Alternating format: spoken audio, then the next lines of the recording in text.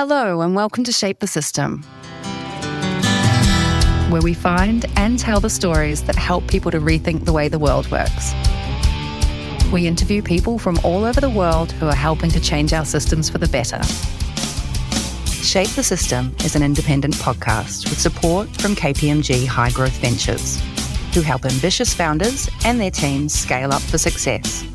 More about KPMG High Growth Ventures after the interview. We hope you enjoy this episode.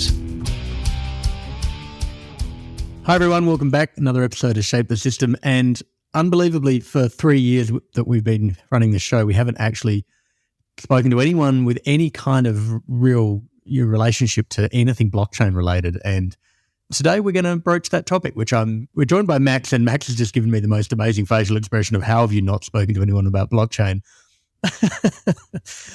But the context here is really interesting for me. We're talking about blockchain and a whole bunch of related technologies with Max from Winding Tree in the context of the travel industry. And I know that seems like an unusual place to start. But Max, why don't we start with just a little bit of an introduction about yourself, but more specifically, I'm interested to understand kind of the nature of the travel industry today before we then dive into a bit about Winding Tree's doing.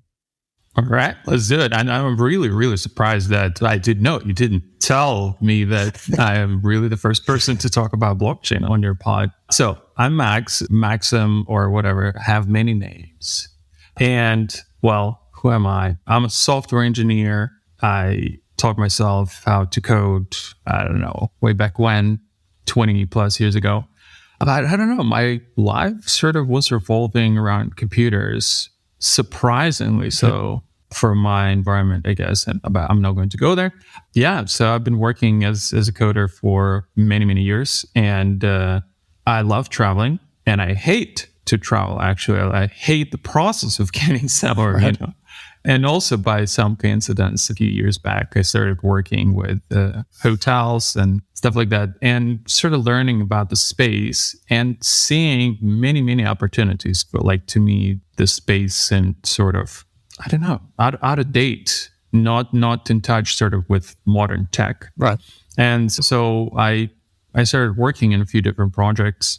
And in 2014, with my company, we went through Y Combinator in Silicon Valley. It was in the hotel space, or actually on the intersection, that company of hospitality and airline industry. Uh-huh.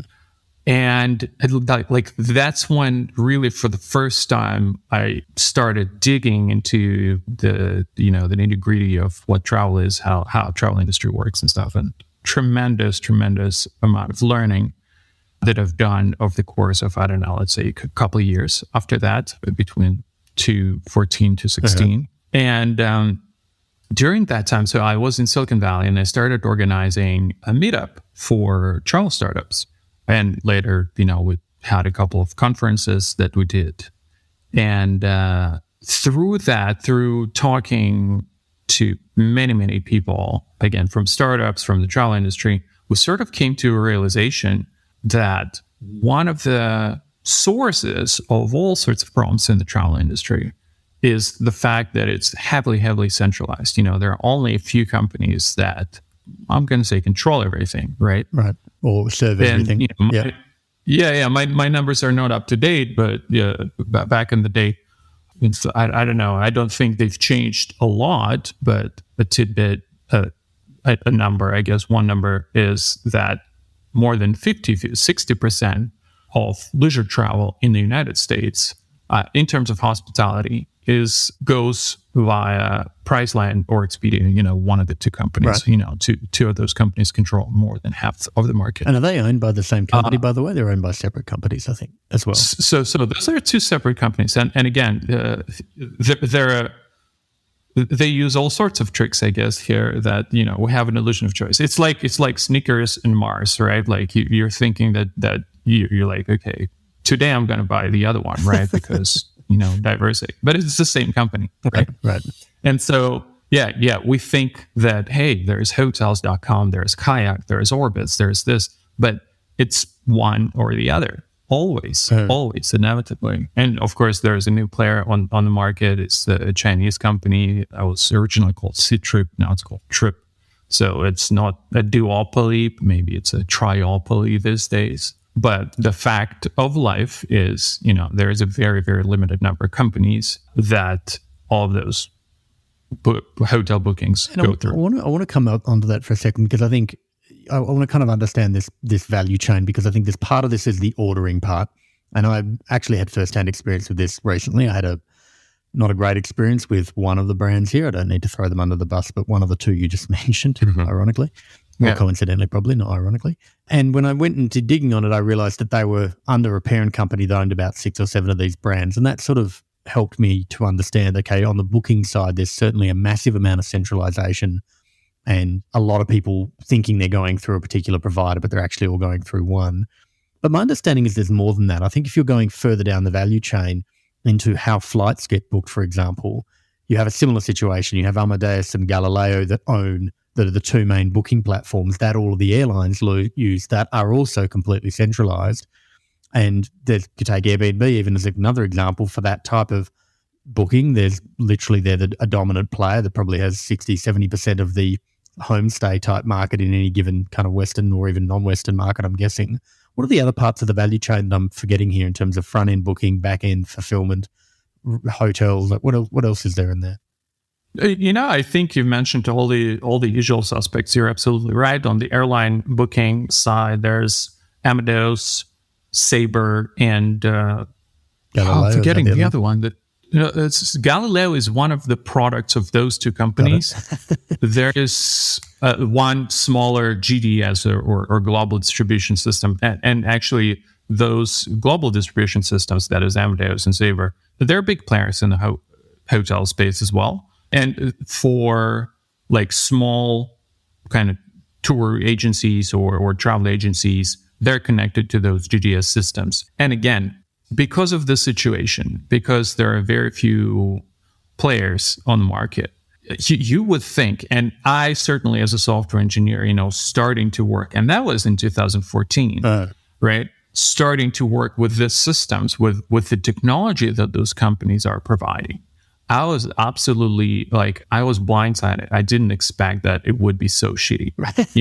I thought, I really didn't. I thought, hey, this is 2014 or whatever the year was. And I thought, I'm used to the fact that, okay, as a software engineer, you want to create some new product. Okay, you take one API from here, another API from here. You take some sort of library to build the front end and back end and whatnot. You put this thing together in a couple of weeks and you just release it.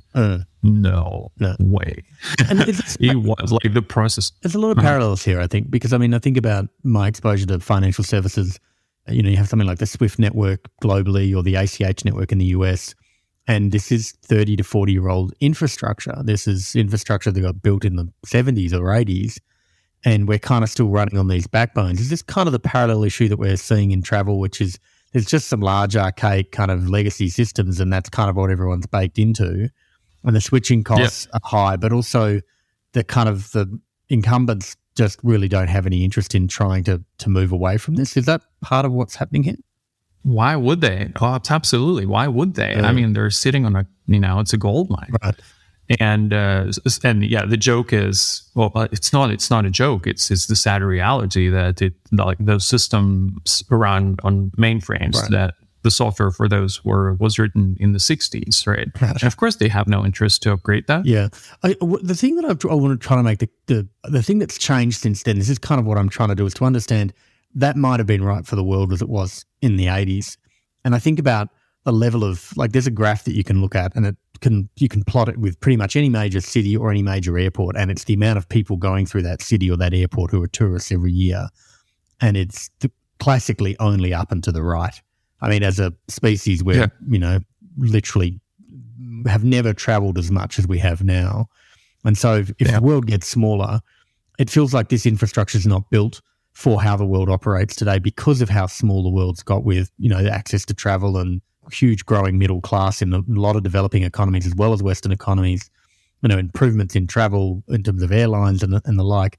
What I'm trying to understand is who gets left behind in all this? Because if you've got a whole bunch of people who are now traveling more than ever and they can go to places more than ever, what is the disconnect between all of that travel and all that economic opportunity and the people who live and are trying to operate tourism-related businesses in those places where people are traveling, whether it's Western civilized, Western developing countries or otherwise?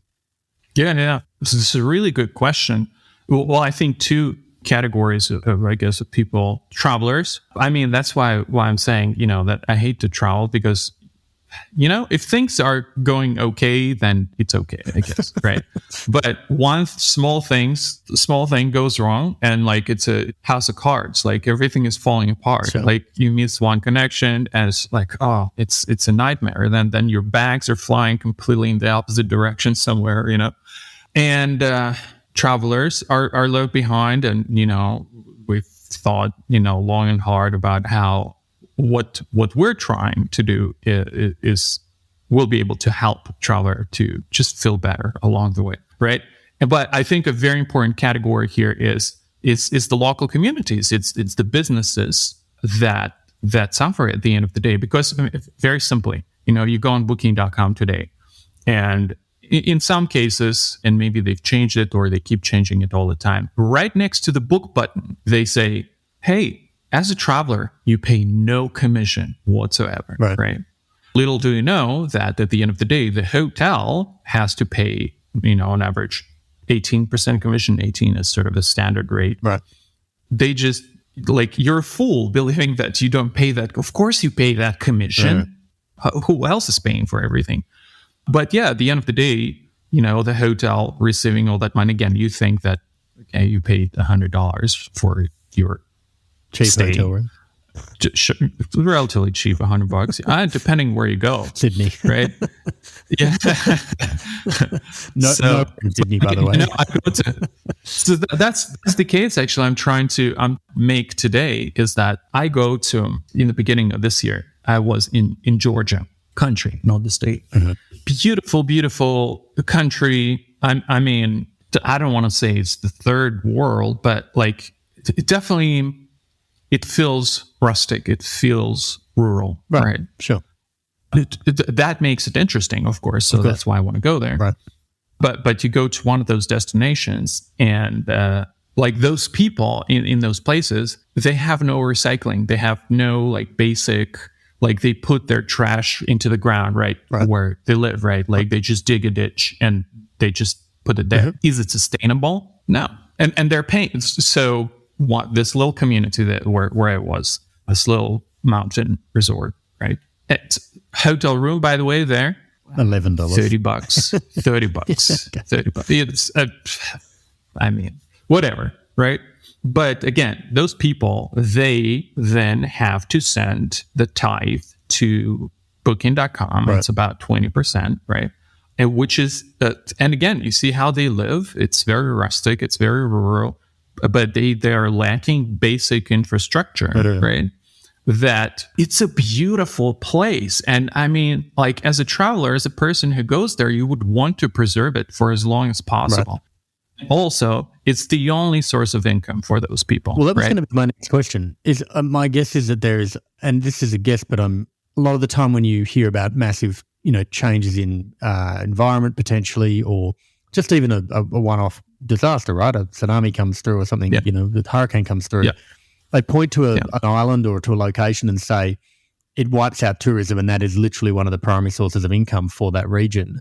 And it feels... That's right. It's interesting because I think we resonate with that and say, well, that's a massive problem. We should be mindful of that and not really thinking about the impact that happens every single day through the nature in which we travel and book to go and see these places anyway. And I think, the nature of a centralized kind of booking platform in anything, e-commerce, in finance or whatever, is that ultimately your platform operator, you're taking a monopolistic stance, right? You're trying to extract value from that.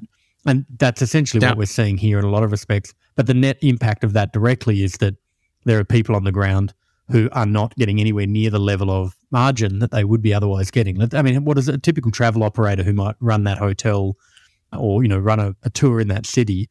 They're probably operating on 35% margin anyway, right? So absolutely. 35 is losing 70 or 80% of their margin.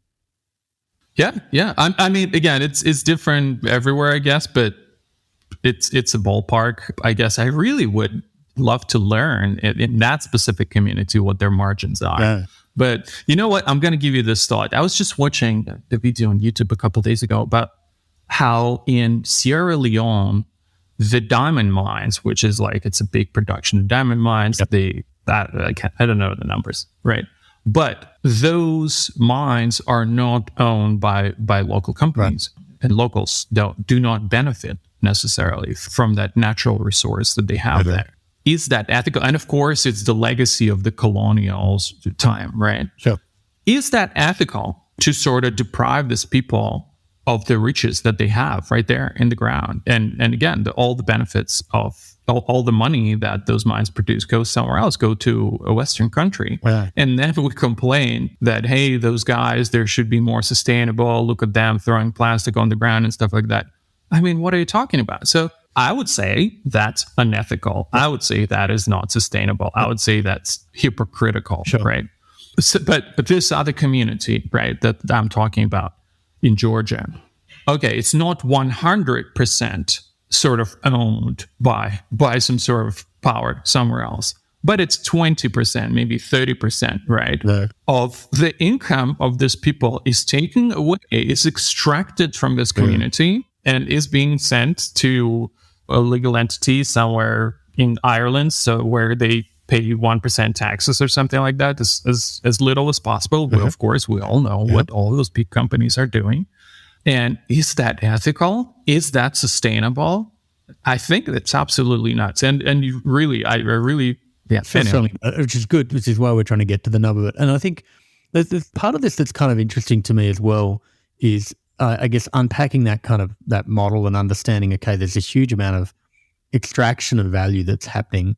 I'm interested in the value that is being added. I think in a world, I think about real estate as a good example, right? In the old days in real estate, no one knew where all the properties were, right? You had to ring, in the US at least, you had to ring up an agent and say, can you put me in your car and drive me around and show me where all the properties are? That's the only way you could know what was for sale, right? You had to talk to an agent. He had access to some of this. Yeah. And so when things moved online, discovery was no longer the value add, no longer the domain of a real estate agent, but the actual act of helping you, was the domain and the purvey of the real estate agent, and they still serve a valuable function in that, and their business models evolved to not discovery, but transaction and concierge. I'm interested in terms of travel, like, is the primary function for platforms the act of discovery and the act of, actual payment and terms? I mean, like, beyond those types of kind of utilitarian functions, is there some other service that is being provided, or is it that's kind of really the nub of it? That's what people really want out of a travel booking environment. So look, of course you're right. And we have to give credit where credit is due, right? Like these companies that we're talking about, they created these markets, right? Like in terms of online bookings and the ease of, they helped the travel economy to grow substantially. Sure. Absolutely. Again, kudos to them. They did a tremendous amount of work and did all of that. But we also have to look at the result of where we are right now, right? And, I'm not trying to say that they're necessarily, there's like some sort of evil agenda. I don't know, whatever agenda there. Exactly, right? Like that's how those things evolve. But the results are not impressive. But what we're trying to say, at Winding Tree, hey, before this technology appeared on the scene, blockchain, we didn't have any other choice. If you wanted to have the comfort of sort of comparing multiple different hotels in one place and looking for different options and clicking on one and booking it, you didn't have any other choice. We didn't have any other way, any other technology of putting those things together. Again, at the end of the day, what is it?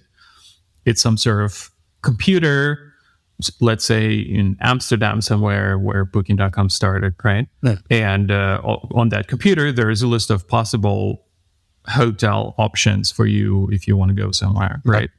And of course, we have this network of computers, and you can access this database to find whatever you're looking for. But now we have this completely new technology that says, again, necessarily this particular setup where this server, this database, it has to be hosted, it has to be controlled by a single company, right? There was no other way. Now we're saying, hey, we have this new technology where you can host a database on multiple different computers so that there's no single owner, no single gatekeeper who is able at the end of the day, when they acquire certain critical mass, to simply extract rent, to simply charge you, not because of the value that you're receiving, simply because they can. Right? And that technology is, of course, blockchain. And again, what is blockchain? It's a type of a distributed database. It's a little more complicated than that, but not a lot more. I guess that was kind of what I was trying to get to, is that if in the case of the real estate example, people want to go and look at houses and they're comfortable with this large decision. But if I think about any travel decision that I've made in the last 20 years, and I'm relatively self-directed, but I'm going to use this sample size of one to kind of make a sweeping generalization, which I'm happy for people to disagree with. At least 90% of the travel requirements I've had to make, probably 95%, but 90% being conservative, I've been able to make those decisions simply by utilizing the information available to me online.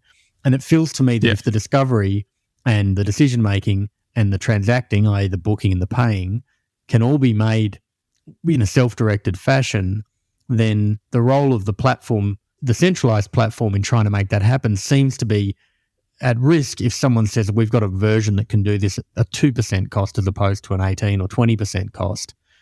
And that it feels like that moment for that idea must have come, and blockchain kind of enables that because it's decentralized. And I think my secondary sort of follow-on question from it is there some level of trust that requires the centralization when the photos aren't right and they're not actually what it looks like? How are you dealing with these issues that the platforms in theory are kind of there to gatekeeper? Like, talk me through both of those parts of the equation. What is the main right now? All this craziness, of course, is going around Twitter and Elon Musk and stuff like that, and people are discussing like, hey, what is the value of the social networks? Like, this company is running the social networks and stuff like that. One of the answers is actually, that people are converging onto is it's moderation, right? It's trust, right? Like, you should be able to say, okay, so this is Donald Trump who's saying a certain thing. This is, some other person who's saying something. And it is discovery, as you said, but again, I feel like going on booking.com, you are very much self-directed. Like, you have you have agency there. You have the choice, right? What they give to you, those centralized companies right now, is trust. They have a database of hotels that, like, you should be, that they're certain, they're telling you, hey, these are real hotels by clicking on this hotel, by clicking book. And we guarantee that, by the way, if it's I don't know if it happens on Booking or how much. I certainly know that it happens on Airbnb all the time. There are some fraudulent advertisements and stuff like that. Right. There's a certain percentage, which may or not, maybe around 1% or something like that. Or, I don't know, hopefully lower, knock on wood. And so, but you're absolutely right that on the internet, no one knows that you're a dog, right? I love that reference. But so you absolutely have to provide that in a decentralized way. How do you do that, right? So if the internet is completely sort of decentralized environment, and we say in our space that blockchain is sort of the new version of the internet in exactly the same way as internet was decentralized back in the day, right? Like, I don't know, you put up a website, like, how do I know who you are, or how do I know that you are who you're saying you are? There is no way. I mean, you can put up any website up until now, and there's no trust. But in a decentralized way, there are ways to solve this problem, to provide a level of trust in a completely decentralized way, which is absolutely fascinating. So the blockchain space, why it's so fascinating for me, because it's not just a technological innovation, but really people are creating all sorts of game theoretical constructs where, in a completely decentralized way, without an intermediary, the network sort of arrives at the truth automatically. Right. So there are multiple projects. There's projects called Kliros, which my friends are working that, which is decentralized justice, right? And they use all of this. There's a huge body of research. There's this thing that's called Shelling Point, which is basically the truth that people who are participating in this network will arrive at independently of each other, right? Absolutely fascinating. And we can do it. I guess, and that kind of be my follow-on from this. So the acknowledgement here is that the basic utilitarian aspects of booking travel, discovery, reviews even, and pricing and booking can all be, ethered out. They can all be sent to the blockchain very, very easily. And what you're left with is trust. And it's interesting that you mentioned Airbnb, because there's actually a great talk, I think, with one of the founders, I think maybe Joe Gebbia, but I'm not entirely sure, where he talks about all they had to do to engineer trust into the platform. And it was a whole bunch of things. It wasn't one individual thing that suddenly said, wow, everyone's trusting us now, down to everything, quality of the photos through to, the veracity of the identity of the person by linking to other known social profiles and presumably some algorithms around that. There's a suggestion here that the technology, and specifically Winding Tree itself, is starting to work out how to solve this trust in decentralized networks and using travel as the context. Is that kind of where you guys are kind of finding yourself? So, so we didn't even say what Winding Tree is, right? No, that's not there. That people are like, what are they talking about? But, so anyway, so 2014, I was saying that I was starting to work for real at this travel problem. And again, we arrived at this idea that, hey, a lot of problems in the travel space are stemmed from the fact that travel industry is heavily centralized. There are only a few companies. And at the same time, being a software engineer, of course, watching all of those, the Bitcoin craziness and Ethereum and all of those things, which are, again, fundamentally Bitcoin and Ethereum, and blockchain is a tool for decentralization, right? People say, what is Bitcoin? Bitcoin means that you are your own bank, right? Blockchain is really this technology that, for the first time in our digital lives, allows you to own your assets, whatever those assets are, whether it's your personal information, whether it's some sort of digital currency, but you really own and control it. Because, in all other aspects right now, you have Gmail probably or something like that as your email, or any other email provider, right? You have your bank account, you have all of those things that you do digitally. You do not own and control that data, And there are two aspects there. One is that if you don't own and control it, some other people control it, and therefore they can look it. Therefore, maybe that data can be leaked, whether by a malicious employee or someone will hack that system, right? And second is they can run away with that data, perhaps. And if that data is money, and it happens all the time, I work with people from Argentina, from Middle East, and each and every one of them has a similar story. In Argentina, it's like inflation is like 1,000%, this year, or some crazy amount. I was there. It is that bad. So second point relating to presumably the control of the data such that the economic model under which that data and that service is provided can change, and you're kind of at the behest of the provider. Is that the sort of the second thrust of that? Yeah, so a lot of people talk about deplatforming problem with Airbnb specifically, both suppliers and travelers, right? They, I've read multiple articles where suppliers got deplatformed. They don't even know why, because Airbnb and their wisdom put in terms and conditions on their website a clause which says we don't have to explain anything. Goodbye, right? And the same could happen with Booking, I guess, with Priceline, with any other company, with a bank. Again, the one problem working with this lady from Middle East, their bank got, I don't know what happened, but they lost all their life savings, and or what you can have, as I did, as originally I'm from Russia, if you must know, but with a few banks here in the European Union, I had this problem that they said, actually, could you please send us, your documents again for verification? But in the meantime, we're just going to freeze your account for about a month or maybe a couple months, right? Nothing you can do about it because you do not control your assets. You do not. With Bitcoin, with Ethereum, nothing like that could happen. There is no, central authority that would do that to you. But of course, and you have a question here. Yeah, the thing I kind of wanted to do is, I'm taking it as read that there's some general understanding of kind of blockchain and Bitcoin for people listening, but I want to try to reimagine this or move this into the context specifically of travel and understanding. Is the imagination here that someone who is, you've got a marketplace, right? You've got people booking, you've got people who are providing travel services, doesn't matter, flights, hotels, tours, doesn't whatever it is.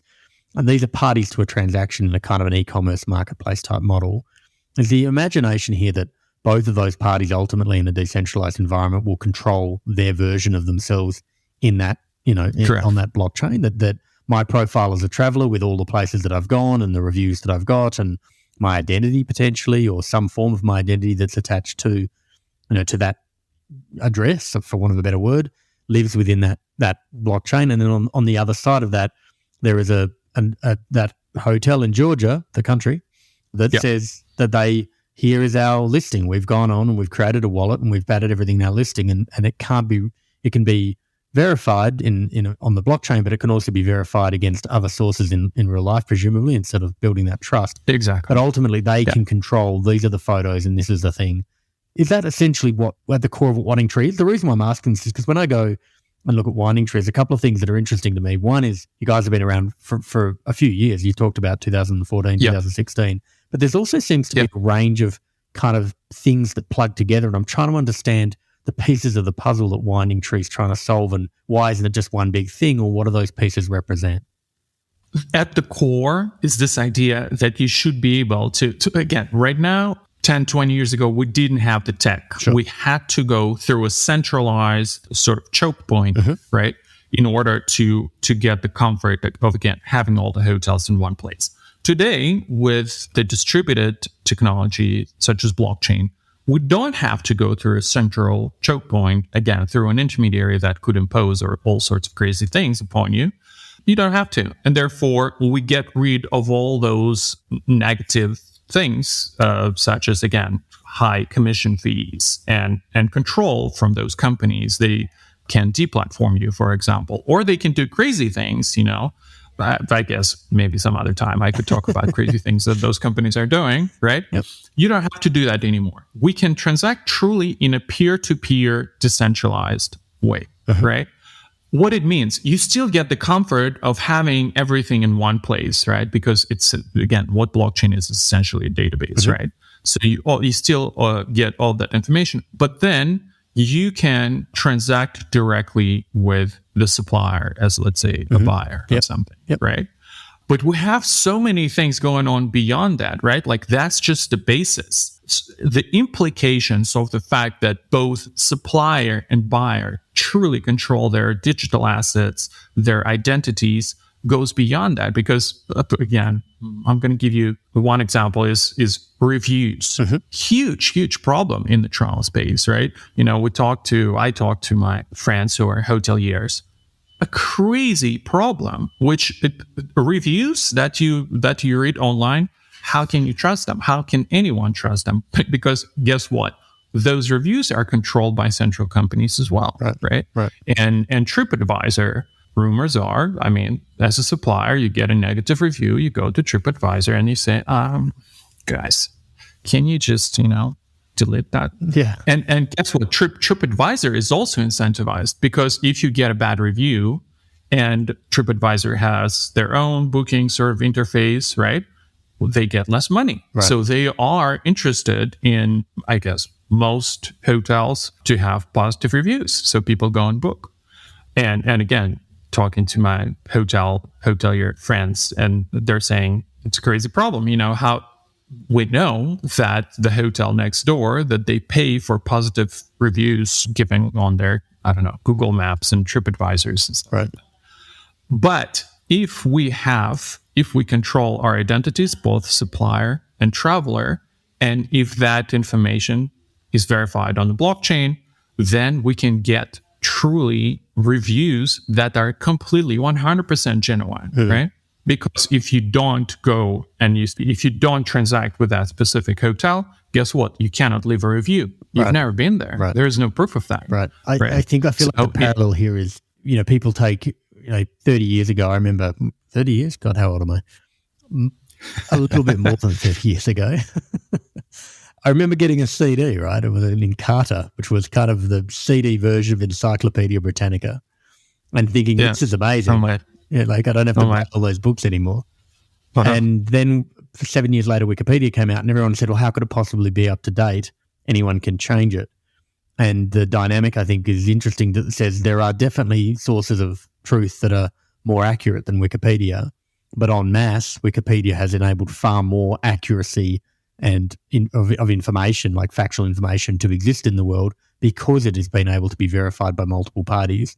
And just kind of the next step in that, where you sort of take that, because everything's publicly on a blockchain, you can run an algorithm over it and you can look for things that look like bad actors or whatever that is, and that the protocols themselves can actually respond to this problem. Is that part of what's happening here? You're right that statistically, even using some heuristics, you can just determine, which reviews are genuine or not. I think even with centralized systems. Right. But again, the companies that run those things, they're not quite interested in doing that. Sure. Right. Sure. But with blockchain, we could potentially prevent this. This particular part is not functional. It's just a theory. We know it's possible. We know we can do it. We know we can achieve, I'm going to say 100% reviews that you can trust, because they were made truly by people who went and stayed at those hotels. Yep. Yeah. I mean, very expensive to leave a bad review just for the sake of leaving it. You'd have to. Absolutely.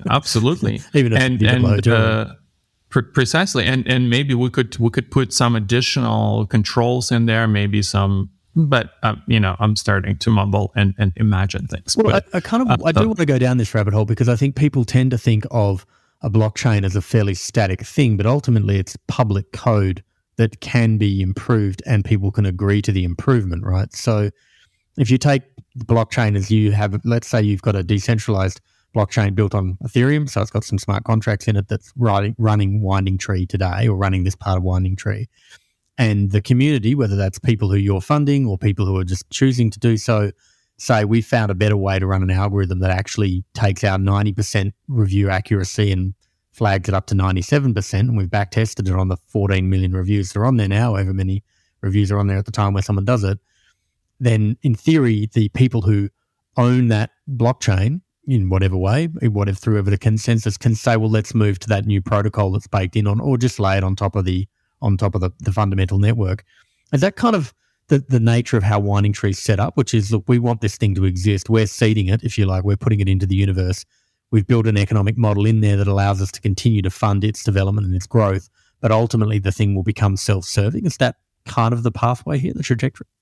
Absolutely. So like you are, and I see that you've read the things about blockchain and stuff, but you're absolutely right. So in one of my presentations, which I'm doing quite a bit these days, we want to create a system which is, imagine there's a monarchy where it's really a single person's in control. Sure. And a democracy where we all get together and everyone gets to cast a vote and decide what kind of world they want to live in, right? Uh-huh. And again, on so many different levels right now, the things that you have on your phone, the books in your Kindle, right. Like we're all in the hands of these dictators, and hopefully in some cases they are benevolent, but in many cases, you remember that case how Amazon deleted the book from people bought the book, and it was in on their devices, and the book was subsequently deleted from their devices. And out of all the books, it was 1984, if you remember that. That is good use of the word irony. That is, everyone. Yes. And so, but in a decentralized world, again, it's not possible. And so again, the line from my pitch is, we want to create a platform where it's the users of the platform, the suppliers all the stakeholders of the platform benefit from it, and not just one single company that gets to run the code. Right. The thing that I kind of want to understand from here, because you made this point a couple of times just in our conversation today, that the technology just didn't exist. I would argue that to a degree now the technology does exist. The technology will continue to evolve as technology does, but it does exist to the point now where technically you could create this decentralized marketplace. In terms of where Winding Tree's up to, and probably the market generally, but really specifically with you guys, like where are you up to with it, and like what's the barrier to adoption and getting over that kind of trough of despair or whatever they call it in the adoption curve? Yeah. You know what we're up to? The single most important thing that we can do is education, because people simply don't understand what it is. Right. You know, and again, all the journalists that keep writing about the Bitcoin prices and all the crazy stuff, all the hacks. I mean, sure, we get to cover that, but it's not what this technology is about. People simply don't understand. Again, we go and talk to hotels and to airlines and to all the other stakeholders from the travel industry about it. People simply don't get it. And it gets to the point, you know, a few months ago, I was talking to a person, to a chief editor of one of the biggest travel outlets, you know, travel websites that covers travel technology and distribution and whatnot. And, you know, I've been talking to that person for years. Right. And at the end of our conversation, it sort of dawned on me to ask, and I'm explaining all these things. I'm explaining that, hey, this is like you get to own your assets and stuff. And I'm asking them, do you own a wallet? Do you own any cryptocurrency, any assets? No, they haven't even made the simplest sort of step of creating a crypto wallet. But even that simple step, you learn so much by doing that, but they didn't. And again, I don't know what the barrier in their head, that particular person, I guess, is. But I think in general, across the board, I think the barrier is this. On one hand, it is this image that was created in the media about cryptocurrencies that, of course, are rooted in this technology that's called blockchain. And of course, there is a lot of scam. Of course, there is a lot of, you know, all sorts of bad actors are there. But it doesn't change the fundamental nature of this technology. It's the single technology probably that we have today that empowers individuals, right? And I sort of I juxtapose it to AI, which AI is a technology that empowers huge corporations, because in order to apply artificial intelligence and machine learning, you have to have huge amounts of data. You have to have a huge data set. So only big companies will benefit from AI. Right. On the exact opposite side of the spectrum is blockchain, which is a technology that empowers individuals. You, as an individual, using that technology can control your assets. And so, the single most important thing that we can do today as Winding Tree is to go and educate. Yes, we created the technology. The technology is there. I mean, of course, it will keep evolving, and we will keep adding new things to it, such as, you know, trusted reviews and stuff like that. But the barrier that we have right now is we go and talk to all sorts of stakeholders in the travel space, and they don't get it. And we have to explain it from the very beginning. And of course, people don't have the patience to sort of sit and listen and learn. And it's a huge barrier. Yeah, I wanted to, I guess there's kind of an adoption curve that happens when the motivation and the opposing force of the friction, one outweighs the other, right? And it's just very basic kind of models of behavior. And if I think back to your example of the hotel in Georgia, they've clearly got a impediment on how they're doing things today, and a new platform would represent, with a different cost structure, would represent a massive motivation. Their first question would be, who goes to that place? So how many people am I going to get from booking from that? I'm not sure of the answer to that, but ignoring that for 1 second, the friction that would be applied to them to be able to participate in, you know, Winding Tree in this example, is that a big part of what you're having to solve? I mean, education and awareness of this thing exists, you can be part of it, is one thing, but if it's 3 clicks versus you have to learn how to install MetaMask and do a bunch of other things that, that people might, have trouble remembering their PIN number, right? So I'm trying to understand, is part of this a product design and behavioral change thing as much as it is a technology thing and an education thing? It's a huge problem. You're absolutely right. And that's sort of where most of the time where we fail, again, we're a hotel. We go to a conference where all those hoteliers and airlines, right, they say it all the time. Oh, we're suffering so much from all these intermediaries. The commission fees are crazy, like right, blah, blah, blah, all of those things.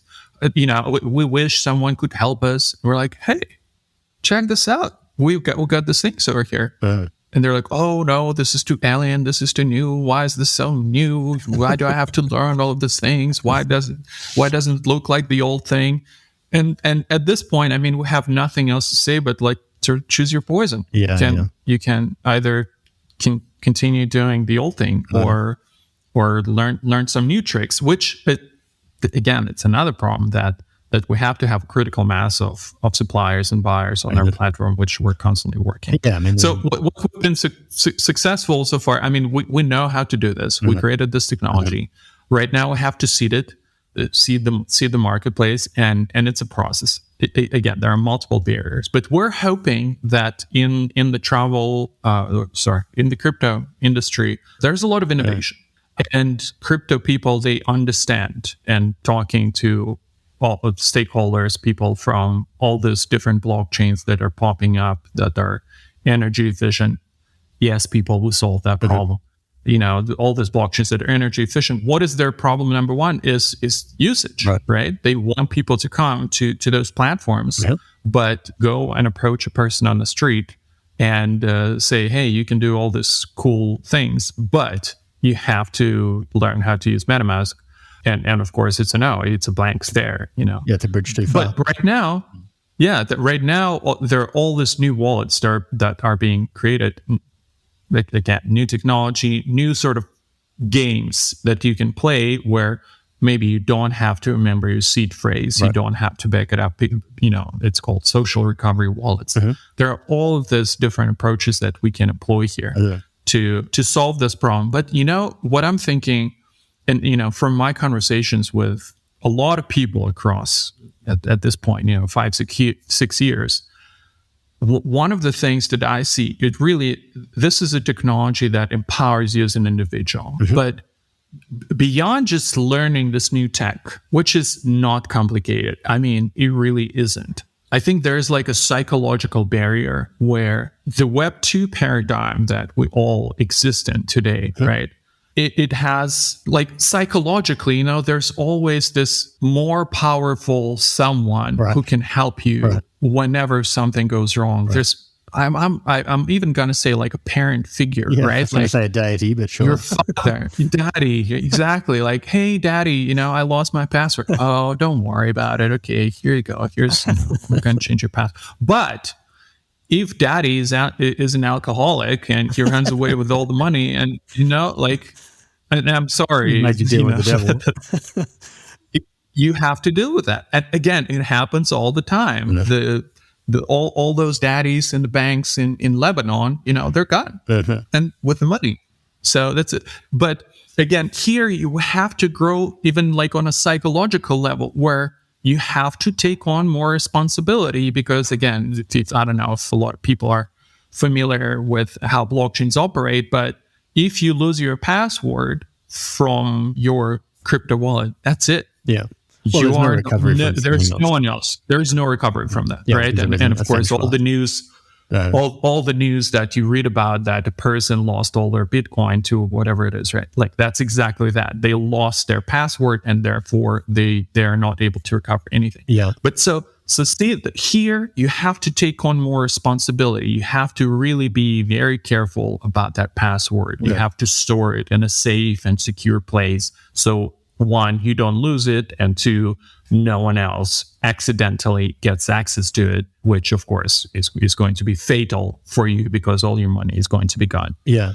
I think I've got just a couple more questions, and one of them relates to kind of a rising tide lifting all boats here. And so you imagine fast forward 5 years and there's 500 million people who have some form of wallet on one of the major exchange, not on one of the major blockchains, Bitcoin or Ethereum or Solana, these kind of major chains. Yeah.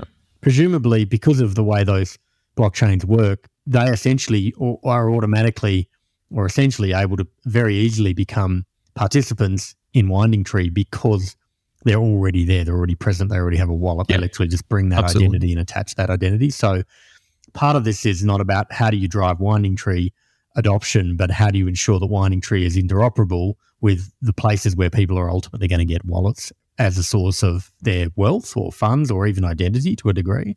My first question. And then the second one is more around kind of whether Winding Tree and travel industry as a use case is kind of the canary in the coal mine. Because if we think about what's happening here is that if you can solve the trust problem of distributed or decentralized kind of commerce, which travel being the example you're looking at, it then starts to say, well, what else could you decentralize? Is that kind of how you guys are thinking about travel? That's exactly right. I mean, if this can be applied to the travel industry, and travel industry is interesting, it's unique in the sense that the product is completely virtual, right? What is being sold is just an agreement for you to go and stay at a certain hotel or get on a plane, take a flight on a certain, exactly. Right. So there is no overhead in terms of connecting that virtual thing that lives on the blockchain to an actual asset that perhaps moves on the ground, and if you have to, I don't know, to do all sorts of controls around it. But that, we can apply it to so many other things if we can, as you said, solve the trust problem here. But that's exactly our hope, that travel is the first industry here. We try and solve it, and maybe it is the wrong industry to do that because industry is very much stuck, in this net of codependencies on this legacy providers, and there are all sorts of different forces that are in play here, which on one hand is interesting, on another hand is quite frustrating. But we're having fun, and that's the most important thing. The reason why I was interested in it, in the parallel to say finance, right, is if you put your wealth into the blockchain, for example, and it goes, it's a major problem, right? If you book a flight via some kind of decentralized network, and there's a problem with the flight, you're going to leave a shitty review somewhere. You're going to get upset and tell your friends about it at a dinner party. Your life might fundamentally change, but it probably isn't going to fundamentally change. So the impact to the person or even the travel booker of the thing not working beautifully every single time is much, much lower than the use case of this is your money, this is your wealth. And I wonder whether decentralized use cases have started up a bit high and actually need to start at these lower risk use cases and get the bugs ironed out in how these things work, and even build networks of trust that then you can build and layer higher value and higher risk transactions on top of. This is a beautiful thought, but I feel like we're going the crypto industry right now in the exactly opposite configuration, where people are staking their houses and their everything onto some shitcoin, and they're hoping to 10x that amount within 2 weeks or something like that. Then of course they lose their money and they lose their life savings, and and of course all the bad stigma that we hear about stems from that. I wish we started with this low risk situations like travel. You just live a shitty review and you move on, but you don't sacrifice you're not your life savings, entire existence on the planet.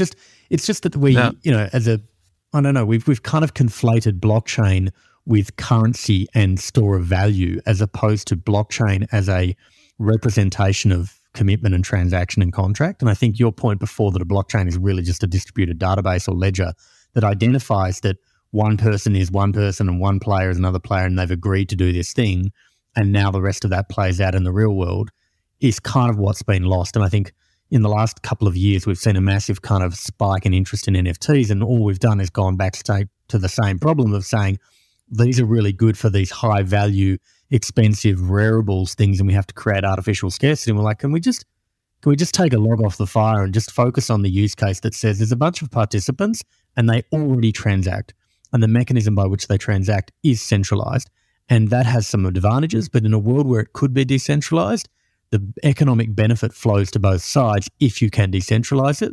So let's find the lowest risk and the lowest effort and the lowest kind of anxiety transactions that could be decentralized, and travel feels like one of those. And let's start with those and get that right and get people used to this idea and then build on top of that. You're absolutely right. So I'm talking to people from all these blockchains, and the problem is that they have, again, and they want more users to come to their platforms. Okay. But again, you approach a person on the street, and why would they do that? Right. Why would a person today create a wallet? It's for speculation, for basically trading in art, which is like none of those two things most people are interested in. Right. It's just like, why would I do that? Why would I enter the crypto space? So to crypto users, what we're offering is a use case, to new crypto users, to users who are about to be crypto users, right? We offer a very, very concrete use case. Like, hey, why would you create a crypto wallet? Guess what? To get 20% off your next hotel booking, right? Or your flight. And that's it. Yeah. But by the way, I think we should do another podcast episode about NFTs. So we could totally, because you just opened the Pandora box. I feel like there's some good parallels there. I think for one of our long interviews for our first ever blockchain interview, so we'll leave it there for today. But super fascinating. There was a lot of rabbit holes in that. And look, you talked before about having presentations that you're working on. I'd love for you to send us some of the links to some of the stuff that you're writing about or talking about so that we can share some of that with people who are watching or listening to the show. So if you could do that as well, that'd be great. But Max, thank you so much for coming on the show today. It was really fascinating talking to you. Thank you, Ensign. Thank you for having me. Thanks. It was a great conversation.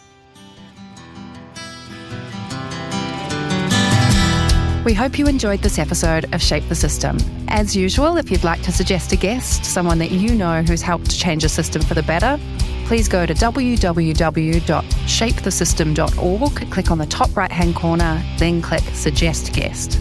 Make sure that you click subscribe so that you get the new episode. Shape the System is an independent podcast with support from KPMG High Growth Ventures. Connects founders to the services they need along their journey. Whether you are looking to refine your strategy, mature your finance function, prepare for a capital raise, expand abroad, or simply comply with regulatory requirements, they provide you with the support you need to drive your business forward.